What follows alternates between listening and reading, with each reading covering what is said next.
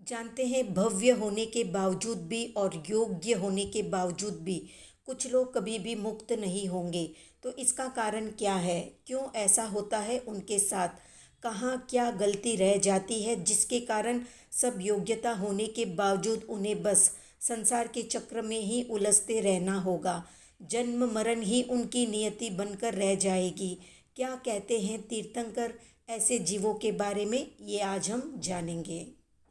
तो मोक्ष में जो जाते हैं वे अवश्य ही भव्य जीव होते हैं, परंतु सभी भव्य जीव मोक्ष में जाएंगे ही ऐसा संभव नहीं है, क्योंकि कई भव्य जीवों को सिद्धि होने योग्य धर्म सामग्री प्राप्त नहीं होती है।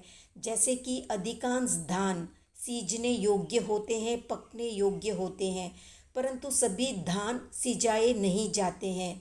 सींचने की या पकने की योग्यता होने पर भी तथारूप क्रिया और सामग्री के अभाव में वे धान नहीं सींचते हैं। जिस प्रकार हर पत्थर में मूर्ति बनने की योग्यता होती है, पर फिर भी हर पत्थर मूर्ति का रूप नहीं लेता है। केवल वे ही पत्थर मूर्ति रूप में परिणत होते हैं जिन पत्थरों को कुशल शिल्पकार का योग मिल जाता है, और वे मूर्ति के रूप में परिणत होकर जन जन के पूजनीय हो जाते हैं। और जिन पत्थरों को शिल्पकार का योग नहीं मिला, तो इसका मतलब ये नहीं है कि वे मूर्ति बनने के अयोग्य थे। उनमें भी मूर्ति बनने की योग्यता थी, पर किसी ने उन्हें ढूंढा ही नहीं, तरासा ही नहीं, इसलिए वे पत्थर के पत्थर ही रह गए। इसी प्रकार भव्य जीव को भी सिद्ध होने योग्य निमित्त और क्रिया प्राप्त नहीं होती है, इसलिए वे सिद्ध नहीं हो सकते। भव्य जीवों की 3 जातियां होती है: आसन्न भव्य, दुर्भव्य और जाति भव्य।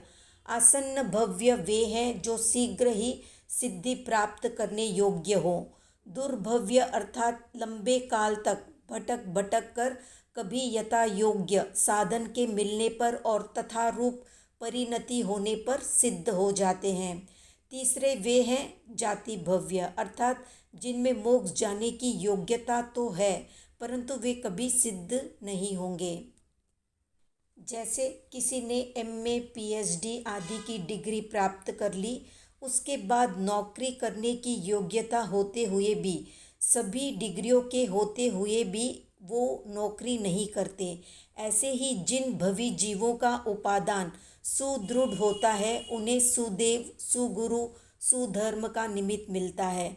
वे ही रत्नत्रय द्वारा कर्म क्षय करके मुक्त हो सकते हैं, सभी नहीं हो सकते। तो ये थी संक्षिप्त जानकारी भव्य जीवों के कभी भी मुक्त न होने की। तो कितने लोगों को ये सुनने के बाद दुख हुआ कि योग्य होने के बावजूद भी कुछ लोग कभी भी मुक्त नहीं हो पाएंगे? कमेंट में बताएं। वीडियो पसंद आया तो लाइक, शेयर, सब्सक्राइब करें।